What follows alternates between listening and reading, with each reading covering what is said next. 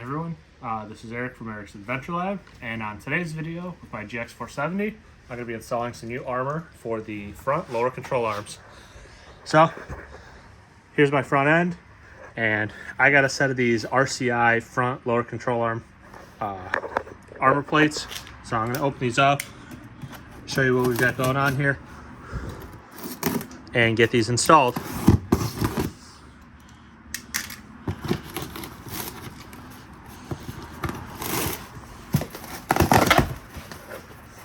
So, as you may have seen in some previous videos, I have a ton of different RCI products. This stuff is great.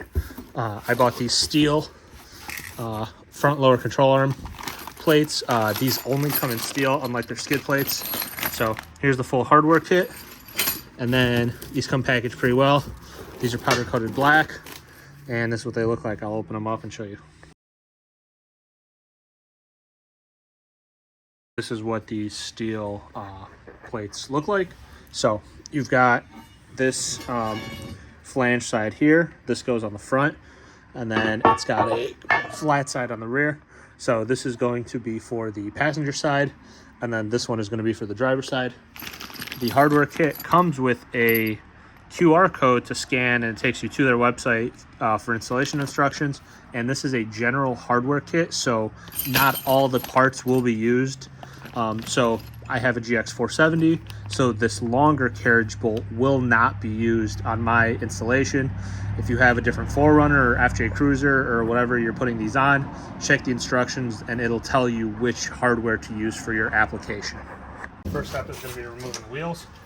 I've got the special socket for these lug nuts, and I've got the trusty Milwaukee 1/2-inch impact to get this done.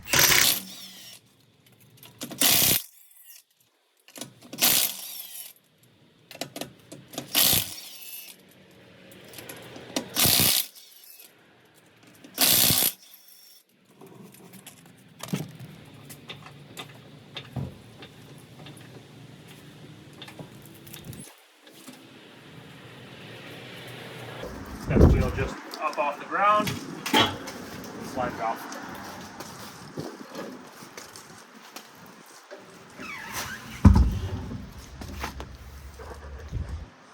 This is the hardware kit that comes with these skid plates. So the 4-inch carriage bolts and the 3-inch hex bolts are the ones I will not be using for my application. I will be using these carriage bolts, these hex bolts, nuts. These basically hold the carriage bolts in place when you've got them in the control arms. You've got some larger washers, some smaller washers for these hex bolts. And the important thing to note is the shorter of the carriage bolts, you could see line up. One is a little bit shorter. These shorter ones will go on towards the front of the vehicle on this side. On the passenger side, you're going to notice on your control arm, you have a hole here on the rear side, a hole here on the front side, and then right under the axle, you've got this hole. So this is the hex bolt, and then these two back here are going to be the carriage bolts.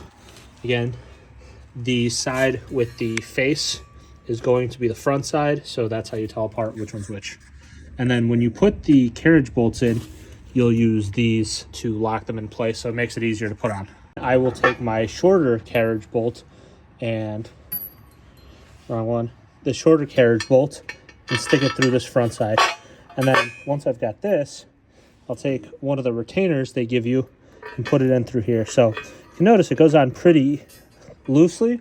So then what you'll do is take a flathead screwdriver and kind of push the little tabs down, and this will hold the bolt in place. And I mean, it says in the instructions this isn't necessary, but this is going to make it a lot easier for installation and removal later on. So yeah, see, now I've got this in here, it's in place and stays in, but it's loose enough that you can adjust it to wherever it needs to be. So now take your longer carriage bolt and put it through the rear side.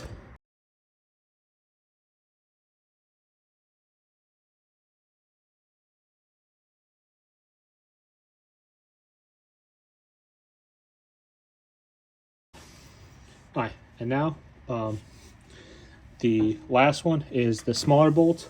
So then you're going to take one of your washers, slide it over, and then put it in through the front, and then this is going to go through that front section on the control arm, the outside section of the control arm. Now to put it into place, the trick with this is going to be, if you have an extra floor jack, use that to help guide this in. And once you have it kind of close, jack it up, line the bolts up, and then bring it up.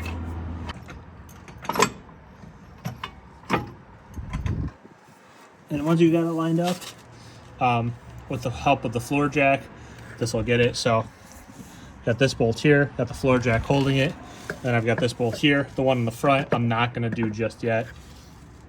And then once you've got those, put one of these larger washers on top, and then you'll have your larger nylock nuts that go on here. So once I get these started, I can get the jack out of the way and tighten these down. For the larger nuts, you're going to use a 9/16 socket or 15 millimeter. They both work, preferably a deep socket, so you can get this tightened all the way down. And then for the smaller nuts that are going to be these for the front side, you're going to use a 7/16 or 11 millimeter socket, whatever you have. These are SAE, but the metric sizes will get you close enough, and if that's all you have, that'll work.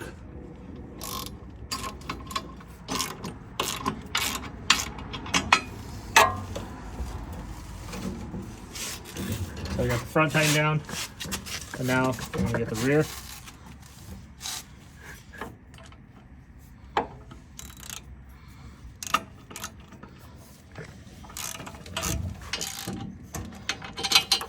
So I'm not going to tighten them down all the way, and then I'm going to get the front, the outermost bolted now. So that one is going to be this thin hex bolt. So that's going to go right in this hole right here.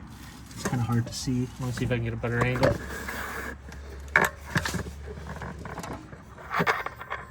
So right here under the outsidemost axle boot. This is going to be right here.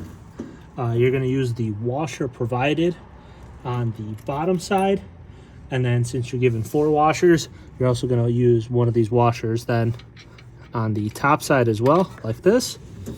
And then you're going to use your small nut in here. So tighten this down. I actually grabbed a socket, but what I'm going to do is grab a wrench. It's going to fit in here much. It's going to be a 7/16. I'm going to use a ratcheting wrench on the top side, and then I'm going to use a socket on the bottom side. When I have everything fully tightened down, what I'm going to do is use my jack to articulate this front control arm and make sure nothing hits.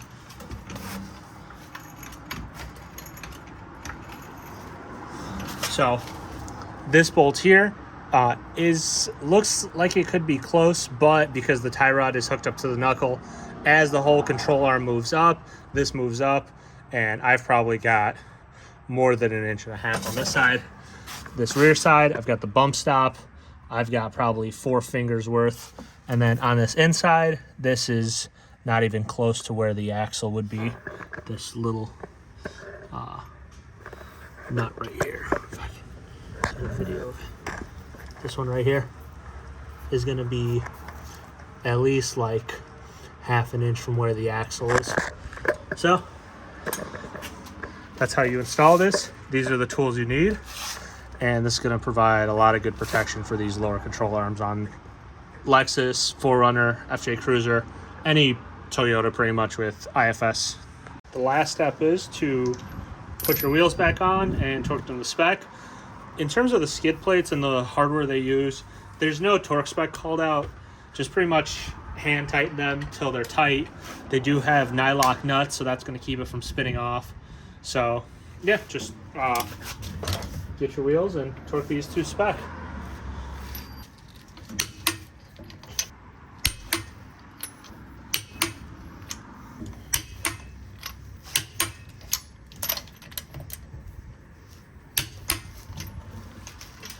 And that is it. Installation on the driver's side is going to be the exact same way. Just remember, use the shorter carriage bolt on the front of the vehicle. Use the correct sockets. They're SAE, but you can get away with using a metric socket as well. And if you like the video, like it. If you want to see more content like this, subscribe to the channel, and see you next time.